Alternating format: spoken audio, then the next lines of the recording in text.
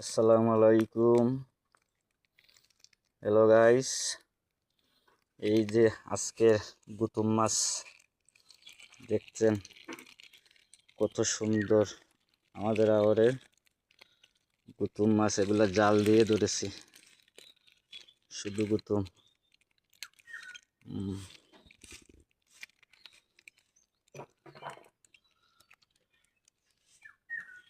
প্রতিনিয়ত আপনাদেরকে এইরকম মাছের ভিডিও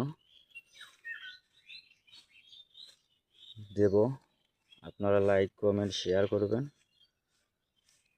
ফলো দিবেন, যাতে এইরকম মাছের ভিডিও সব সময় আপনাদেরকে দিতে পারি। অবশ্যই আপনাদের ভালো লাগবে আর আমার সাথে থাকবেন।